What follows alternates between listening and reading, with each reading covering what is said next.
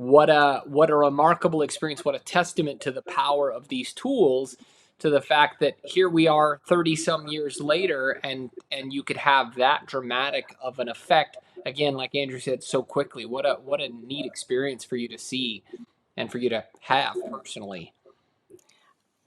Like I said, life-changing experience for me. And for the cold laser, it was kind of like you don't know what you don't know until you know it. Right. You know, I knew about cold laser. Obviously, I knew about the science behind cold laser, but until you've had it done on you, I don't think you can really explain it Yeah. to somebody. And so, Yeah.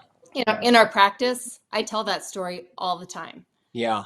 Because it really was a life-changing experience for me. And Oh, for sure. I I use the laser on myself, full body, 1 to 2 times a week, always doing my brain, vagus nerve nearly every day. I am a huge advocate for cold laser. Yeah, absolutely. You kind of started on this a little bit. You talked a little bit about it, but I want to tease this out a little bit more because I feel like I can't be alone in this experience, as it sounds like you've had a similar experience.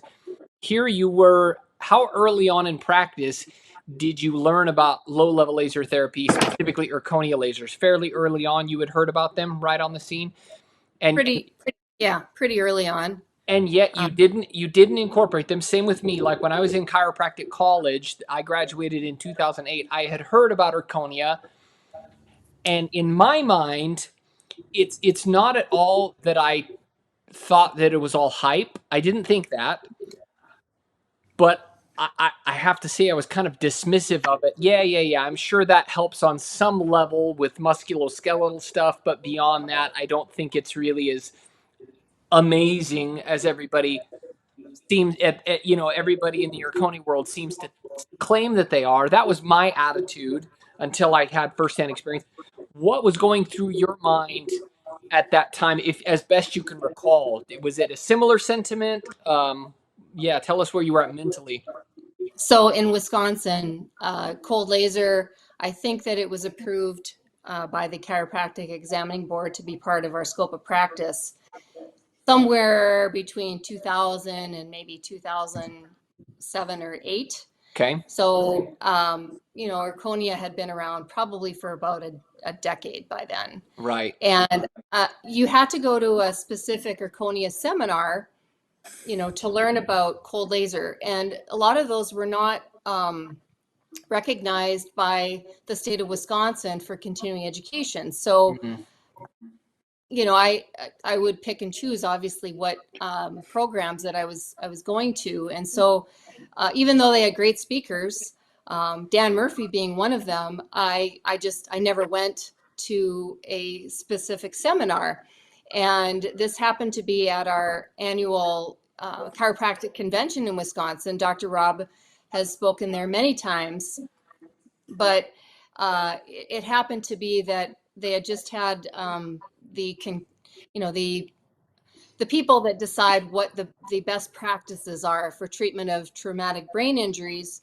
They have a conference, I think, every 3 or 4 years, and they updated those best practices to include cold laser treatment. And Yeah. the research is overwhelming, showing how it can have such a positive effect, not on just traumatic brain injury and concussion, but people with degenerative neurological conditions like Parkinson's and Alzheimer's disease. I was just reading some studies the other day that were back, I think they were in 2018. So there's more and more research about the positive effects of cold laser treatment, not just for low back pain and for plantar fasciitis, which it originally came out for, but for other things as well that really tie in with chiropractic practice. Not that back pain and foot pain isn't part of chiropractic practice, but we're nervous system doctors, and the brain is the main controller. So if you're not treating the brain,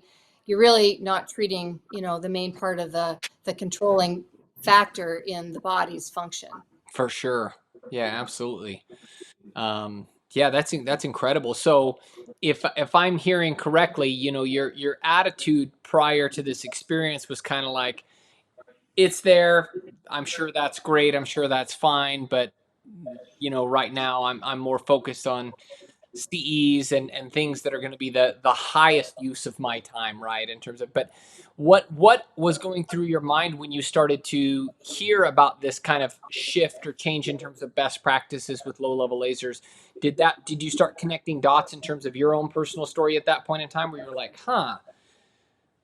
Well, yeah, during I'll say the lecture portion of the conference rather than the demonstration, he was talking about a lot of things other than just cold laser. But Sure. when he started talking about cold laser and, what it really does in the mitochondria of the cells and increasing the energy, I mean, we are energetic beings. So for me, it tied all together in terms of, again, chiropractic practice, what we do in the body with a chiropractic adjustment, elevating the frequency so that people can heal in a more timely manner.